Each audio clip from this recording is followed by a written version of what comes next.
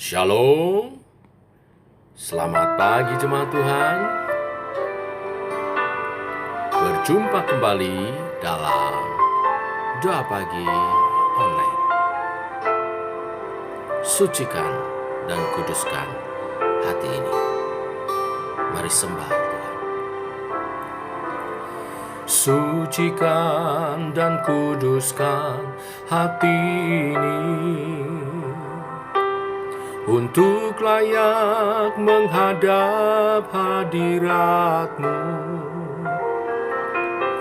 Tubuh jiwa rohku ku serahkan padamu, ku menyembah-Mu. Oh, tinggikan nama-Mu ya Tuhan. Mulialah nama-Mu ya Tuhan. Tiada lain seperti Engkau ya Allahku, besar kuasa-Mu. Tiada lain seperti Engkau ya Allahku, besar kuasa-Mu.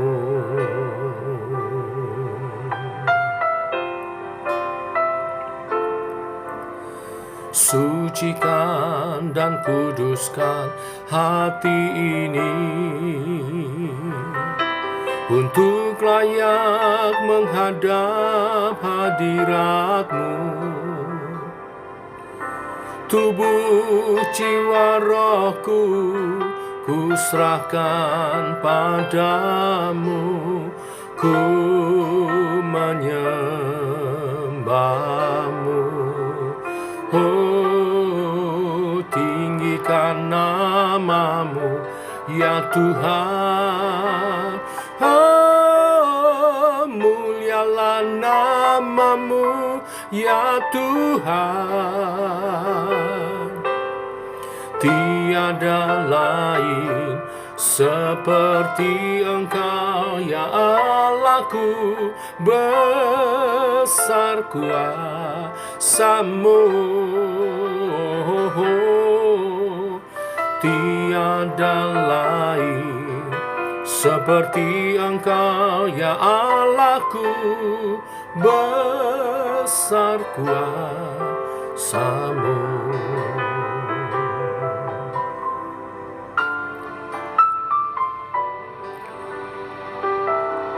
Tinggikanlah dirimu mengatasi langit ya Allah. Biarlah kemuliaan-Mu mengatasi seluruh bumi.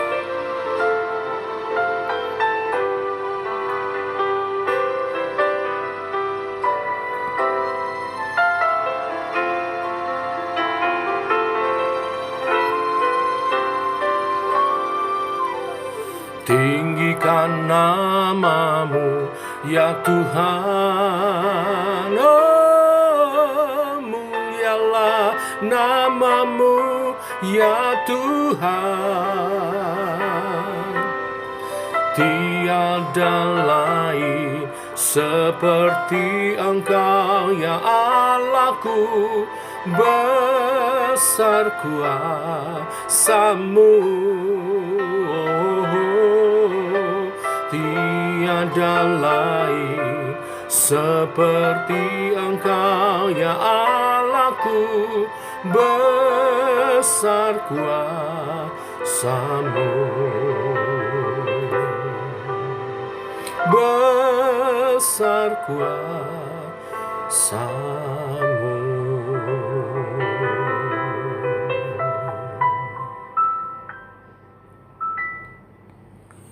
Kami ingin hidup bersih di hadapan-Mu Tuhan, suci dan kudus hati. Allah Roh Kudus, tuntunlah kami, terus bimbing, tegur, ingatkan, untuk kami hidup dalam kekudusan. Bila ada dosa, ampunilah kami. Engkau menerima pengakuan kami dan menguduskan, dan terus menuntun kami hidup dalam kesucian. Teguhkan oleh kebenaran firman-Mu, untuk kami hidup suci kudus di hadapan Tuhan. Tidak menyimpan dosa, karena setiap dosa membawa akibat. Berfirman-Lah Tuhan, kami mau merenungkannya dalam nama Tuhan Yesus Kristus. Amin. Bapak Ibu, kita lanjutkan renungan firman Tuhan pada pagi hari ini.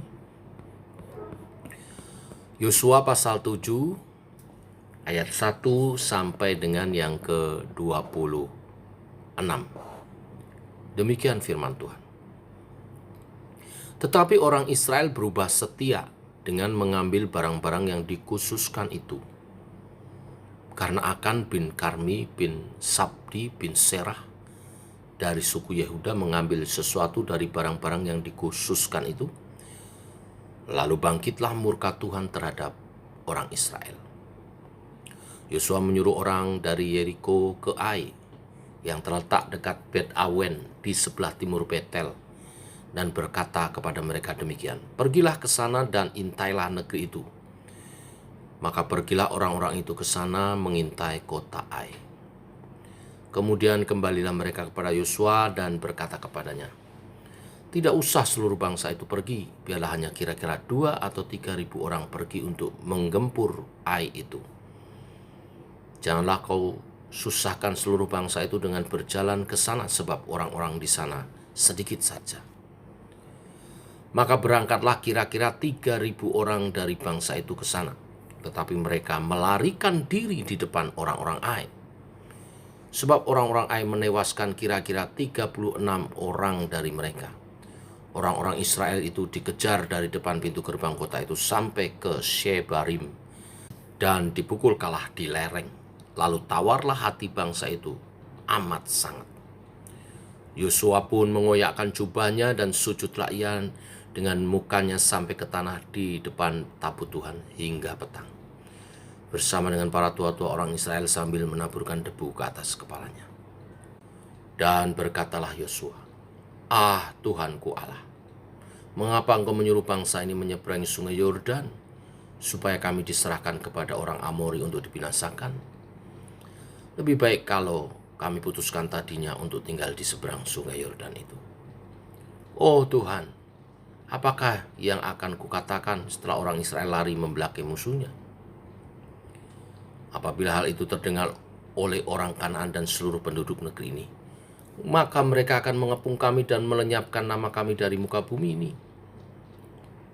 Dan apakah yang akan kau lakukan untuk memulihkan namamu yang besar itu? Lalu berfirmanlah Tuhan kepada Yosua, bangunlah, mengapa engkau sujud demikian? Orang Israel telah berbuat dosa. Mereka melanggar perjanjianku yang kuperintahkan kepada mereka. Mereka mengambil sesuatu dari barang-barang yang dikhususkan itu. Mereka mencurinya, mereka menyembunyikannya, dan mereka menaruhnya di antara barang-barangnya. Sebab itu orang Israel tidak dapat bertahan menghadapi musuhnya. Mereka membelakangi musuhnya, sebab mereka itu pun dikhususkan untuk ditumpas. Aku tidak akan menyertai kamu lagi jika barang-barang yang dikhususkan itu tidak kamu punahkan dari tengah-tengahmu. Bangunlah, kuduskanlah bangsa itu, dan katakan, kuduskanlah dirimu untuk esok hari, sebab demikian firman Tuhan Allah Israel. Hai orang Israel, ada barang-barang yang dikhususkan di tengah-tengahmu. Kamu tidak akan dapat bertahan menghadapi musuhmu sebelum barang-barang yang dikhususkan itu harus kamu jauhkan dari tengah-tengah kamu. Besok pagi harus tampil ke muka suku demi suku, dan suku yang ditunjuk oleh Tuhan harus tampil ke muka kaum demi kaum, dan kaum yang ditunjuk oleh Tuhan harus tampil ke muka keluarga demi keluarga, dan keluarga yang ditunjukkan oleh Tuhan harus tampil ke muka seorang demi seorang. Dan siapa yang didapati menyimpan barang-barang yang dikhususkan itu akan dibakar dengan api, ia dan segala sesuatu yang ada padanya, sebab ia telah melanggar perjanjian Tuhan dan berbuat noda di antara orang Israel. Keesokan harinya Bangunlah Yosua pagi-pagi lalu menyuruh orang Israel tampil ke muka suku demi suku. Maka didapatinya suku Yehuda. Berkatalah Yosua kepada Akan, "Anakku, hormatilah Tuhan, Allah Israel, dan mengakulah di hadapannya. Katakanlah kepadaku apa yang kau perbuat. Jangan sembunyikan kepadaku." Lalu Akan menjawab Yosua, katanya, "Benar, akulah yang berbuat dosa terhadap Tuhan, Allah Israel. Sebab beginilah perbuatanku. Aku melihat di antara barang-barang jarahan itu jubah yang indah, buatan Sinear, dan 200 sikal perak, dan sebatang emas yang 50 sikal beratnya. Aku mengingininya, maka kuambil semuanya itu, disembunyikan di dalam kemahku dalam tanah, dan perak itu di bawah sekali." Lalu Yosua menyuruh orang segera pergi ke kemah itu, dan sesungguhnya semuanya itu disembunyikan dalam kemah Akan, dan perak itu ada di bawah sekali. Maka mereka mengambil semuanya itu dari dalam kemah, lalu membawanya kepada Yosua dan kepada semua orang Israel, dan mencurahkannya di hadapan Tuhan. Kemudian Yosua beserta seluruh Israel mengambil Akan bin Serah dan perak jubah dan emas batangan itu, anak-anaknya yang laki-laki dan perempuan, lembunya, keledainya dan kambing dombanya, kemahnya dan segala kepunyaannya. Lalu semuanya itu dibawa ke lembah Akor. Berkatalah Yosua, "Seperti engkau mencelakakan kami, maka Tuhan pun mencelakakan engkau pada hari ini." Lalu seluruh Israel melontari dia dengan batu. Semuanya itu dibakar dengan api dan dilempari dengan batu. Sesudah itu didirikannya di atasnya suatu timbunan batu yang besar, yang masih ada sampai sekarang. Lalu surutlah murka Tuhan yang menyalanya itu. Oleh sebab itu nama tempat itu sampai sekarang disebut lembah Akor. Bapak Ibu, berbekal kemenangan atas Yeriko, bangsa Israel yakin akan dapat mengalahkan kota selanjutnya, yaitu kota Ai.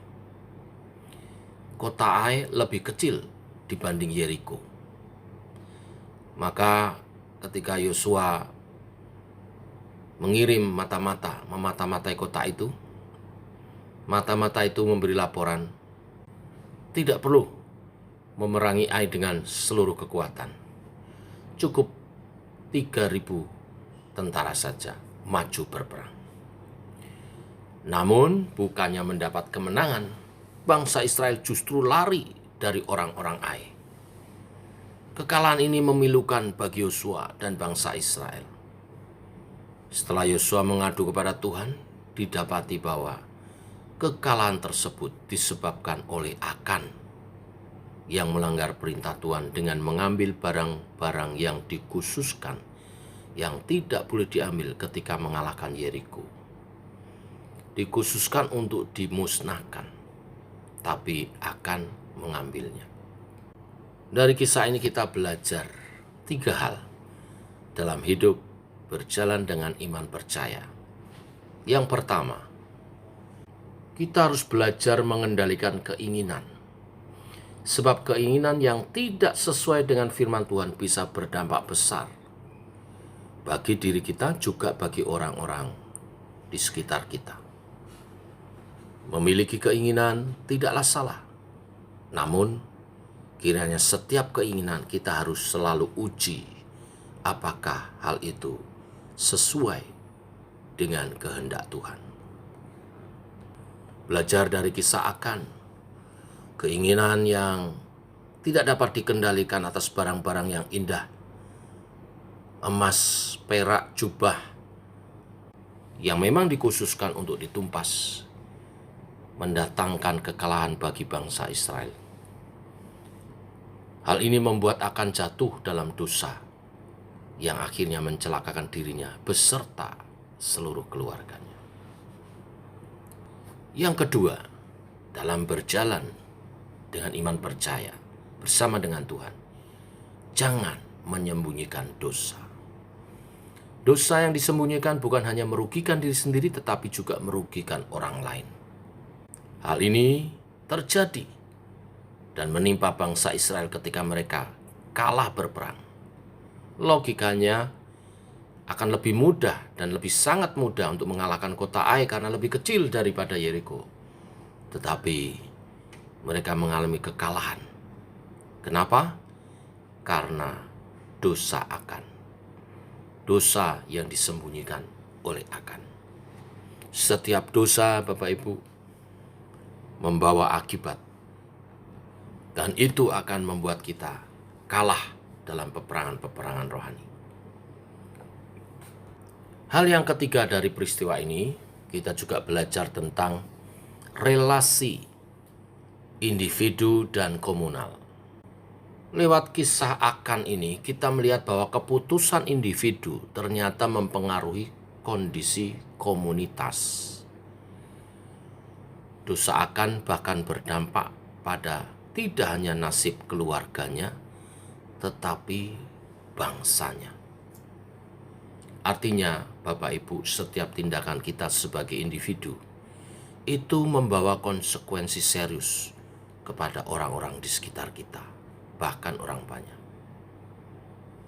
Oleh sebab itu, mari kita lebih berhati-hati dalam bertindak. Setidaknya hal ini membangun kesadaran kita supaya lebih matang sebelum memutuskan melakukan sesuatu. Kita harus mempertimbangkan dengan serius efek yang timbul, dampak yang bisa merugikan keluarga, kerabat, bahkan masyarakat di sekitar kita. Seperti pujian yang kita naikkan di awal doa kita, mari minta Tuhan periksa hati kita, sucikan dan kuduskan. Karena semuanya mulai dari hati. Keinginan-keinginan kita supaya dikuduskan. Sehingga ketika hati, kepikiran kita dikuduskan, membawa keinginan yang kudus, melahirkan tindakan dan sikap yang kudus, yang memuliakan Tuhan. Dan itu membawa dampak yang baik bagi orang-orang di sekitar kita, bagi masyarakat, bagi bangsa dan negara kita. Inilah berkat firman hari ini. Tuhan memberkati. Amin. Mari kita berdoa. Bapa dalam surga, dalam nama Tuhan Yesus, kami mengucap syukur. Oleh kasih dan anugerah-Mu, pagi hari ini kami bangun dalam keadaan sehat. Terima kasih Tuhan. Bahkan Engkau membekali kebenaran firman Tuhan, supaya dalam perjalanan hidup kami berjalan bersama dengan Tuhan. Dalam iman kami didapati layak di hadapan-Mu Tuhan. Berjalan sesuai kehendak-Mu. Kami menyadari itu bukan kuat gagah kami. Maka kami selalu berseru, Allah Roh Kudus, pimpinlah kami, tuntunlah kami. Supaya kami dapat berjalan sesuai dengan kebenaran firman Tuhan. Sehingga hasil dari hal itu, orang-orang di sekitar kami diberkati, bukan dicelakakan. Masyarakat di sekitar kami diberkati dan bertambah kesejahteraan, bukan sebaliknya. Bimbinglah kami dalam sikap tutur kata, tingkah laku kami, mulai dari keinginan-keinginan hati kami, selaras dengan kebenaran firman-Mu. Beri takut akan Tuhan, tetapi menjalani hidup dalam keberanian oleh karena kebebasan kudus dalam Tuhan. Kami menjalani hidup kami, usaha pekerjaan kami, rumah tangga kami dengan sejahtera, dengan sukacita, dengan kemenangan di dalam Tuhan. Berkati setiap keluarga, usaha pekerjaan mereka, hubungan suami istri, orang tua anak, sertai dalam rahmat Tuhan.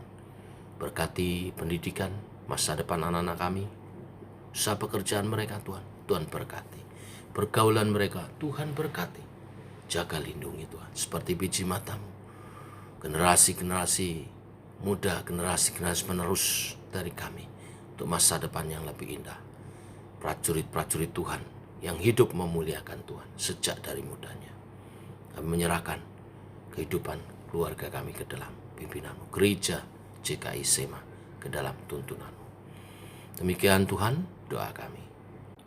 Dalam nama Tuhan Yesus kami berdoa. Kami mengawali hari ini berjalan bersama dengan Tuhan. Amin. Demikian saudara, doa pagi kita. Selamat pagi, selamat berjalan bersama dengan Tuhan. Tetap sehat, tetap semangat. Shalom.